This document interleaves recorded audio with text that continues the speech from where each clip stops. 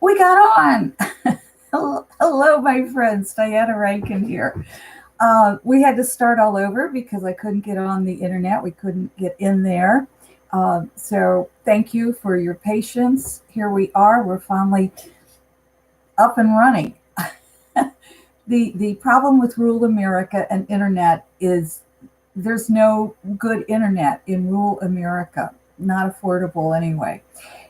So thank you for your patience, and we had to try this a couple of times to finally get back on. So here we are. This is week, I forget, I think it was week 5, but it is, one, two, three, four, 5. This is the 5th week of 2020. It's January the 26th to February the 1st. January 26th to February the 1st. So we're past the hard part for me, the numbers. What we're going to talk about this week is we're going to answer one of your questions, and it's on astrology and other forms of uh, uh, looking into the future or divination, tarot cards, etc., etc. We'll also get a message from one of my books, which is Phillip, my spirit guide, helped me with. It's called The Master's Book of Answers. I should say I helped Phillip with it because it's his words. It's an oracle book, book of divination, and each page has a different message on it. And so what we do later, we're going to open that book and find a message. But I do want to give you the information that he gave us earlier. I put my book down here. Let me pick it up. I want to also tell you about another one of my books that I think is so helpful right now. People are telling me that this is really an important book for them right now. So it's called Joy. It's 52 practices, some stories and different practices that you can use, one each week. If one doesn't work, you do a different one. So 52 ways of finding some happiness in our world today. And so those of you who are coming on live, thank you. Welcome. And thank you so much for your comments. I do read them. I'm just so far behind on that. And for those of you who have made private appointments, thank you. That helps me out a lot, and I'm so grateful. And I love the energy of the people who come off of this list and make private appointments for readings. So one more thing I want to tell you about before I tell you what Phillip had to say. We do still have some openings. This is going to take place over spring equinox, excuse me. And this is my Awakening to Your Deeper Intuition workshop. It will take place in Waynesville, Ohio. This is a really intense weekend. If you want more information, you can go to my website, which is listed below. It's just www.dianarankin.com, and look under, I think it's under events. I'm not sure, to tell you the truth. But you can also just give me a call. My number's below as well, and it's on the website. I always say give me a call rather than email because I get 100 emails a day or more. So I get way behind in emails as well. This is not to turn you into a reader, although I will tell you some people go hang their shingles up afterwards. And many of the people will retake this 3-day weekends because it is so intense. But we also have a lot of fun. We definitely get into animal communication. We also get into mediumship. So we do get into the loved ones in spirit world, that we teach you how to talk to them safely. And we contact loved ones in spirit world of the people who are in the workshop. But we do that in a very safe way. We also, Friday night, it goes Friday, Saturday, and Sunday. And Friday night, we do processes to help you get in touch with your Phillip, your spirit guide. So that's coming up. You don't want to wait too much longer because it is people are starting to sign up, which means, and it tends to fill relatively quickly. So, and it's in a beautiful space in Sunshine Therapeutics down in Waynesville. So let's go forward with our question that we asked Phillip and see what he had to say. The question is, or the questions with an S, is there any truth to astrology? What about tarot or tarot, however you want to say it, or other types of oracle cards. And then I happen to know the person who asked this question, and I happen to know her sense of humor. So I hope this all gives you the laugh it gave Philip and I. Or is it better to just stick with books with Philip's name on them? Well, of course, absolutely. I think Philip would say any book that you're drawn to, pick it up, read it, draw from that. Is draw from what take what helps you, let go of what doesn't help you. But be discerning.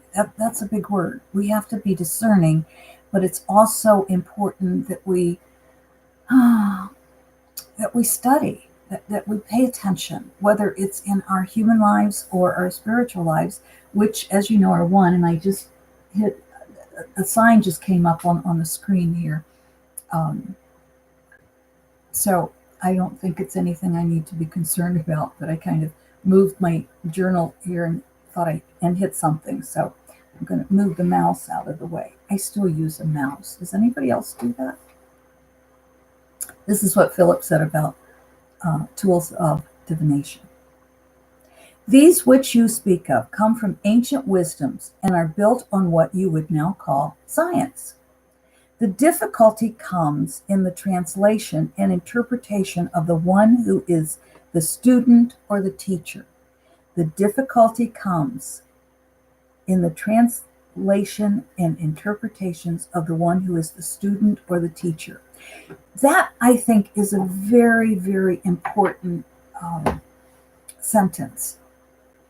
And the reason I say that's an important sentence is I think every reader has an audience.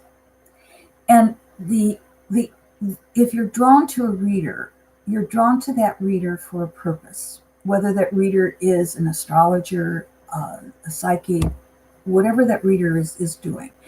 We're drawn to particular readers because that energy is where we are at that point in our lives, and that reader is going to tell us what we need to hear.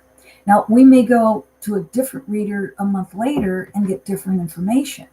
Well, that's because we're available to hear different information. So I don't like to hear this reader gave me wrong information, because I think at the time the reader gave you what you were able to hear and what that reader was able to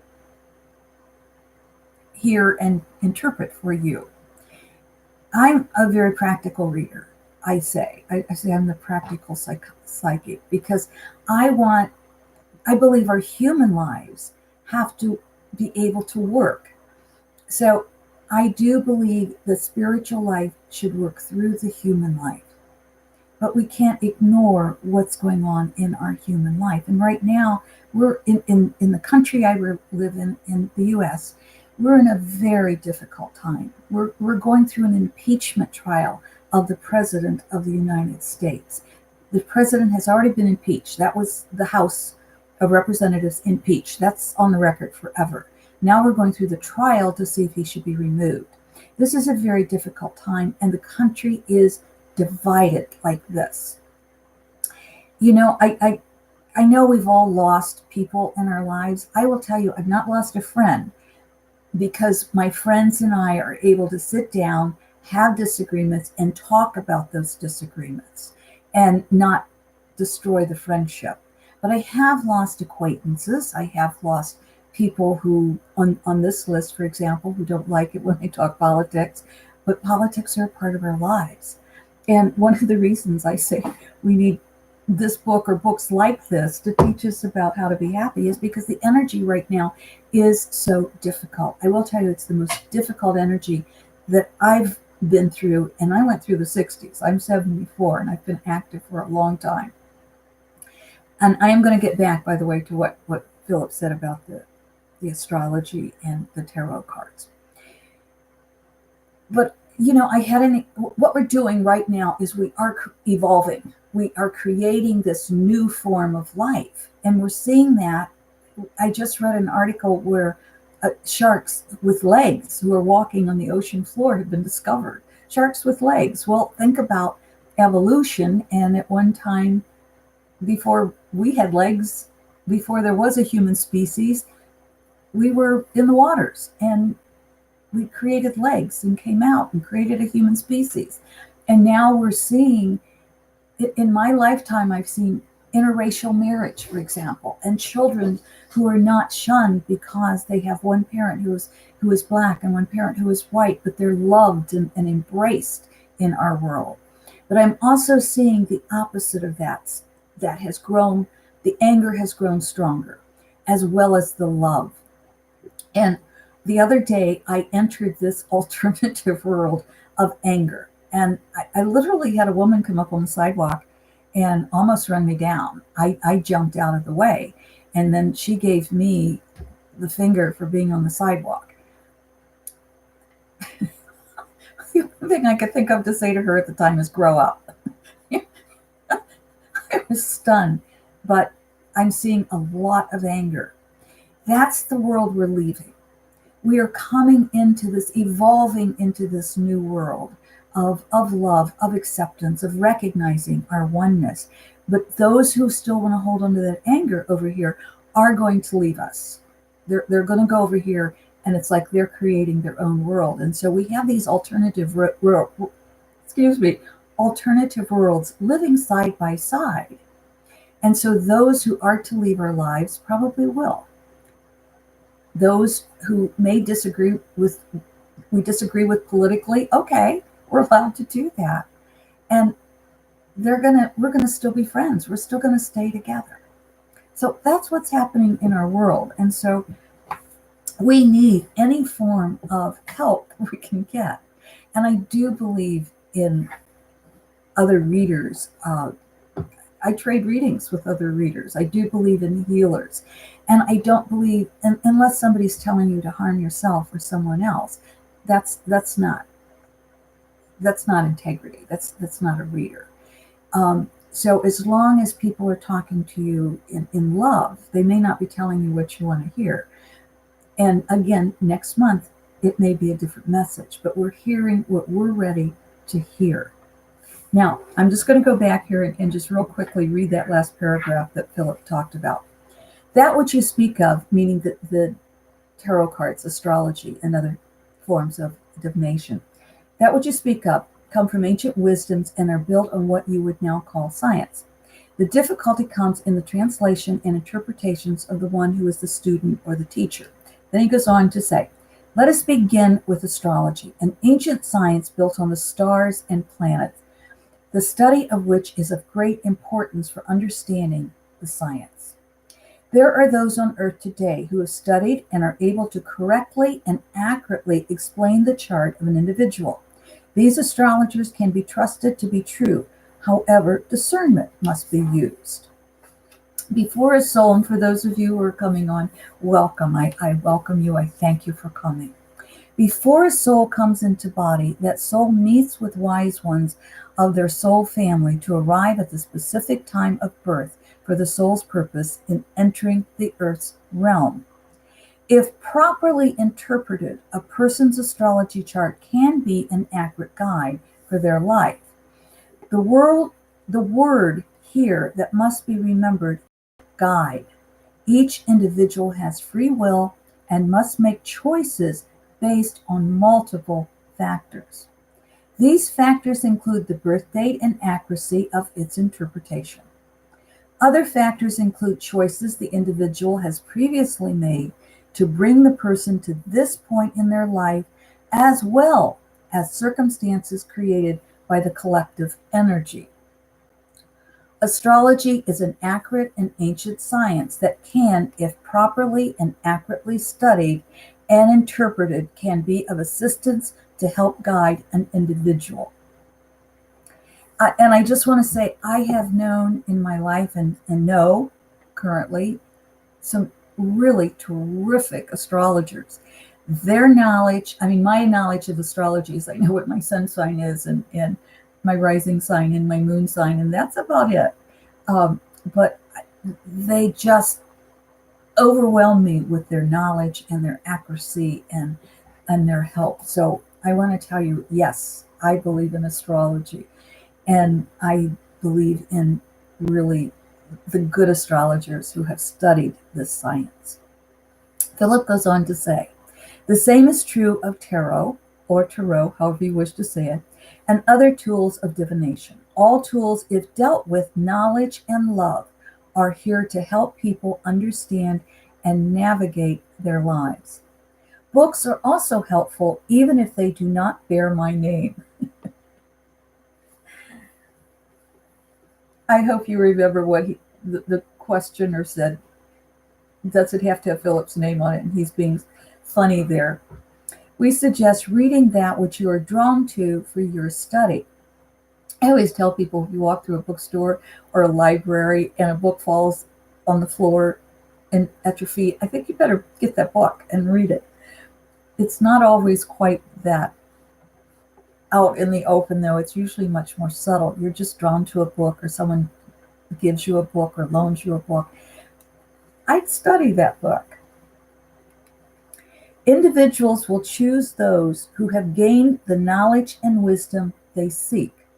Those drawn to the light will seek out the tools and teachers whose path is one of love, regardless of the specific method: astrology, tarot, books, and so on.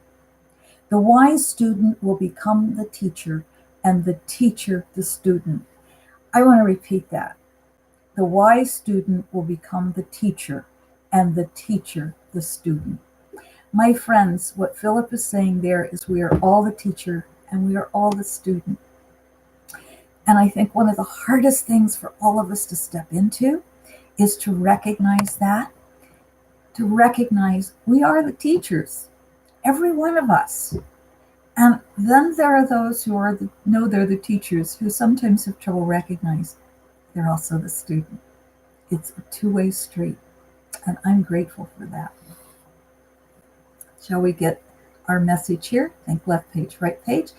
I want to say Jane, Judith, Champagne, thank you all for coming, and I'm so glad you're here. Thank you. And for those of you who leave messages, comments below, thank you. Again, I do read them. I don't always get back to them. So what we do here is just think left page, right page, and then we flip through. And if you get the page, I'll explain that in a minute. So you ready? You're thinking, where am I going to stop here? Okay, there I'm going to stop. Now think left page or right page. I'm getting right page. If you got right page, you're getting the message that Philip has for us. If you got left page, that might be a private message for you, and I read both of them. But here's our message for everyone. If thought is felt by those around you, do you not then have a responsibility to add joy and laughter to their world rather than sorrow and sadness? Oh my goodness, we need to read that one again. Whether it's somebody right here beside us, somebody in the next room, and by the way, Daisy, that woke her up. She's over here sleeping. She's, we think she's probably 12, maybe 13. We don't know. She's a rescue girl. And she's getting up there, so her hearing isn't as strong. It's a little more selective, but it's also she's sleeps a little bit more. So let me read this again, because I need to be careful of my thoughts, because she picks up on them, as does everyone else around here. And that thought pattern then goes out into the universe. So those of us who know better, we really do have a responsibility to send love out into the universe, to all those around us. If thought is felt by those around you, do you not then have a responsibility to add joy and laughter to their world rather than sorrow and sadness? I want to also say those of us who are sensitive, we're picking up everybody else's thought. And so I want to give you just a couple of ways in a moment to tell you how to protect yourself. Because again, this is a tough time for us. But I do want to give you the message on the left side. Perception is judgment. That which we perceive, perception is judgment. So we need to be very careful how we perceive things and how we're judging them. But let me give you a couple of ways to protect yourself when you're out and about, because this energy is really tough energy right now. And honestly, one of the things I teach in the awakening in this particular workshop is I teach us don't live in this deeper energy. Don't, when I'm doing a reading, as soon as I'm finished with that reading, I say my prayer, returning this energy back from whence it came, because I can't live in that deep psychic energy and go to the grocery store, for example. There's too much other energy around. So one of the easiest ways of protecting ourselves is simply saying a prayer, simply asking our guide to come in, our angels to put their arms or their wings around us, just asking for that protection. So we stay in our own energy. Another way is just imagine divine love just coming through the top of the head here in the crown chakra and just creating a bubble around your physical being. And then you'll just walk around in this bubble of love. Now you've got to be in a place of love to do that. So just, stay in your place of love. The other thing, a third way, is just simply when you start feeling like the woman who came up and tried to run me down, and it wasn't personal. She wasn't trying to hurt me. She just wanted to be where I was. And so simply, instead of telling her she needs to grow up, I needed to then get over the shock. But bless you, bless yourself.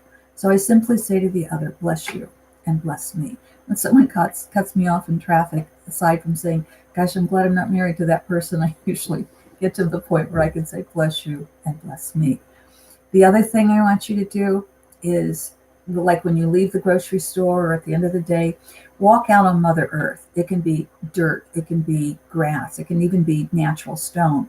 But walk out and then just shake it off. Just shake it off. Even if you still have shoes on, it's all right. I don't want you to take your boots off in the wintertime and stand there in the bare feet. It's great if you could stand in the bare feet if you're in weather to do that. But even if you just shake this off. Now, always ask Mother Earth about doing that and thank her. And I've never had her say no to me. Say, Mother Earth, may I just give this to you and for your cleansing? And I've always had her say yes. How do you know she's saying yes?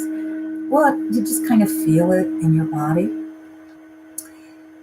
One other way I want to give you for if you haven't really protected yourself and you do need to cleanse is find a good sturdy tree.